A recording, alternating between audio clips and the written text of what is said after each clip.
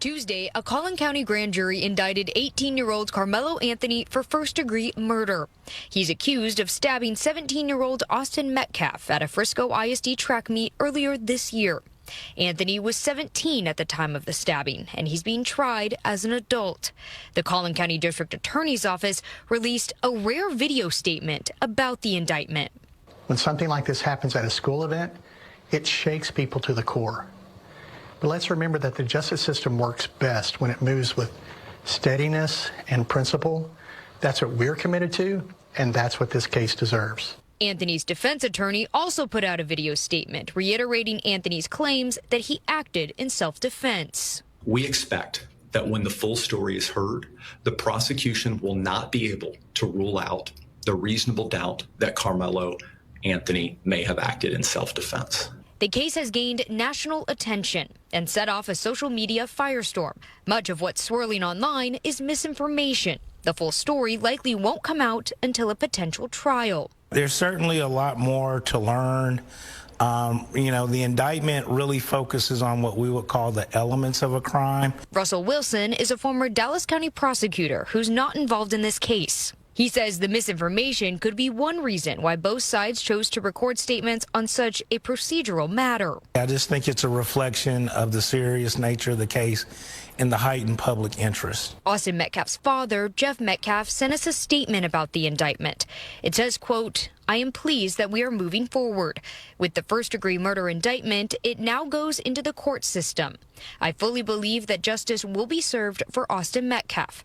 I look forward to the forthcoming trial, but it will never bring back my son." It will be up to the court to set a date for the trial. In the meantime, the defense and prosecution will prepare their cases. The defense will see what information the state has gathered and will do their own investigation. Certainly, there will be a lot more things happening in between now and then, but certainly when the jury trial does come, the world will be watching. Good. I'm pleased to hear that Karmelo Anthony has been indicted on first-degree murder, because from day one, from when I've seen everything that was going on, I believed that this was intentional. Now, this is my belief. Again, he could be found guilty. He could be found innocent in the court of law, and we will know if this does go to trial, because there's a possibility he might take a plea deal also. But I fully believe, again, that he allegedly killed that kid, Austin Metcalf, on purpose. He intentionally did it. Allegedly, he meant to go to the school and do harm that day. Because you don't go to a track meet with a knife. What did you have a knife in your bag for? Who was it for? Was somebody on your team bullying you? Well, then maybe you should have talked to your coach, or your coach might have seen it. Again, a lot of people were online saying that, oh, these two kids were bullying or bullies, and they were bullying him. They don't even go to the same school. They didn't even go to the same school. So how could they have been bullying him in the past? This happened because it was raining and he went into a tent where he wasn't supposed to be in, and he was told to get out. And he decided the best course of action was to stab this kid in the heart. And then when the cops found him, he said, "There's no alleged. I did it." You don't get to claim self-defense after that. You don't get to claim self-defense when you tell somebody, "Push me again and watch what happens." Now, had it been where he said, "Push me again," and he punches Austin Metcalf and they start a fight or whatever, then that's different. I'm not condoning fighting, but that's a totally different situation than taking out a knife, which is disproportionate, right? You can't claim self-defense when somebody pushes you, and you can't claim that you feared for your life if somebody pushes you. Just pushes you to get out. They're telling you to leave. You can't claim, they weren't chasing him down. You can't claim self-defense.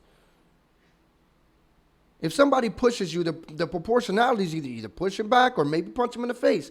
Fight breaks out, gets broken up, that's it. It's over. Not stabbing somebody in the heart with a knife that you were carrying in your bag and you knew it was in your bag and you threatened him with it right before you decided to stab him in the heart. But that's not all. It turns out that the family of Karmelo Anthony seems to be going broke. All that $600,000 that they raised on GiveSendGo,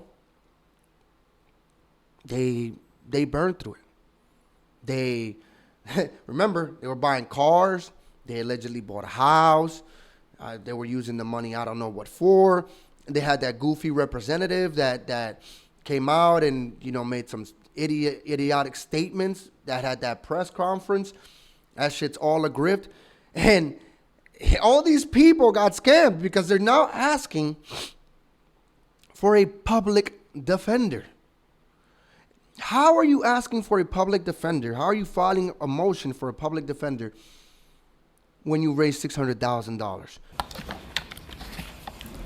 Good afternoon. My name is Kayla Hayes. I am the mother of Karmelo Anthony.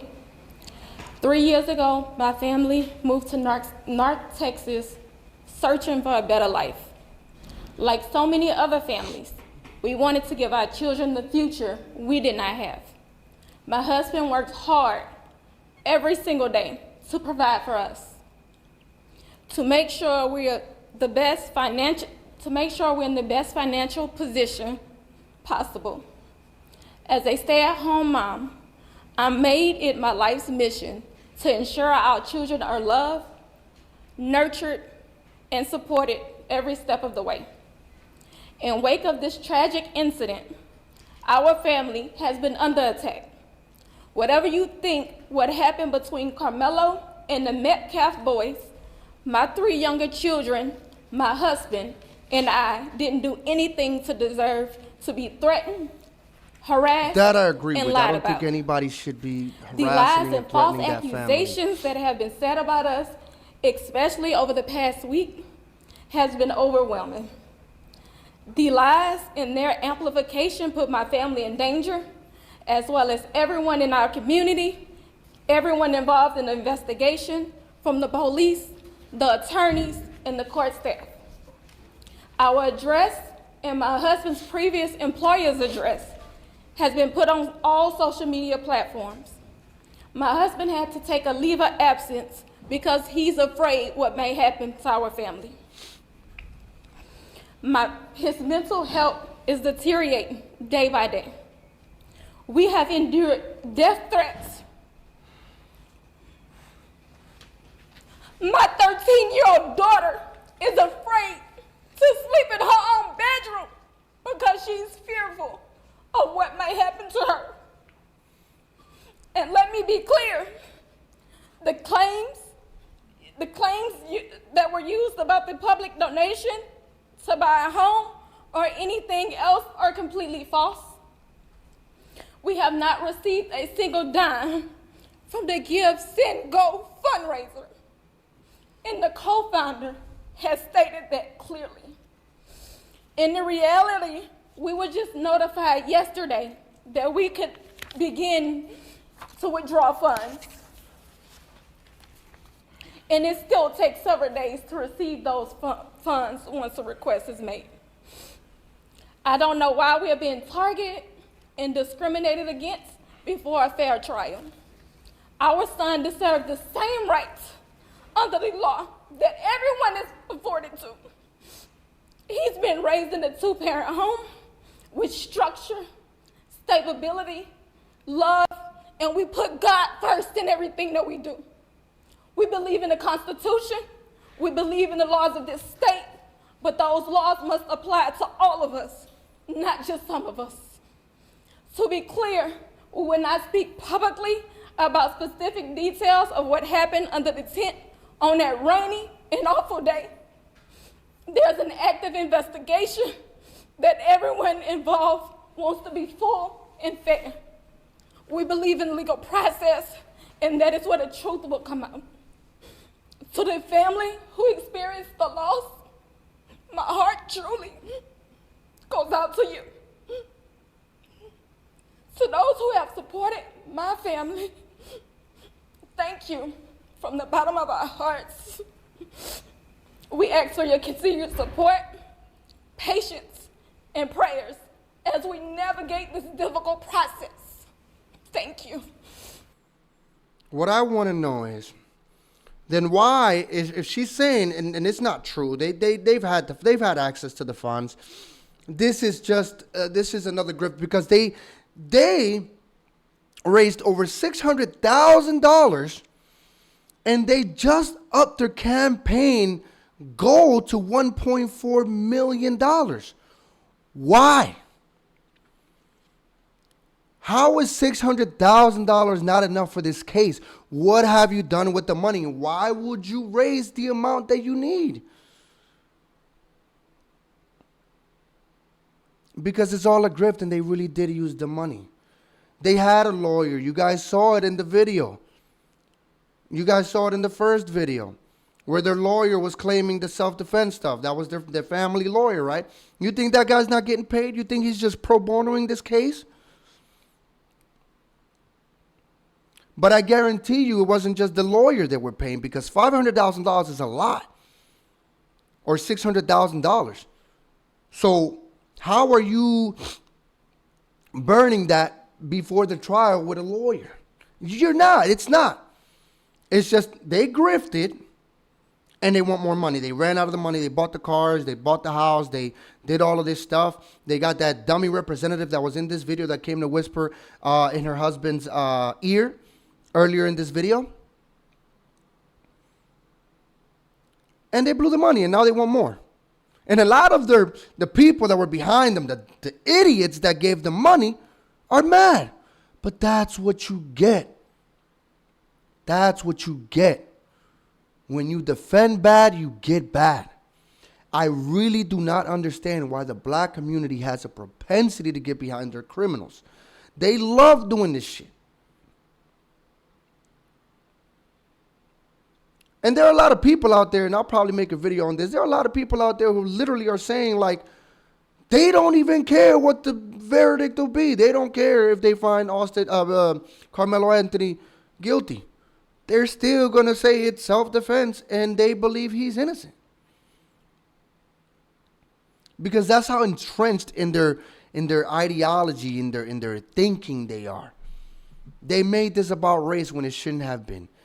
And they were clapping and applauding that a black kid did that to a white kid over a dispute over being in a tent. And they got behind him and raised all this money. And again, that's why they had the backlash with that girl, Shiloh Hendricks, who raised even more money than Karmelo did when she called the young black kid the N-word. But these are just my thoughts, guys. I want to know what you guys think about this in the comments below. How do you feel about Karmelo Anthony being indicted on first-degree murder and his family having gone through all the money that they raised on GiveSendGo? I want to know your guys' thoughts. If you like this video, hit that like button, that subscribe button, and share this video with your friends. And I'll see you guys in the next one. Peace.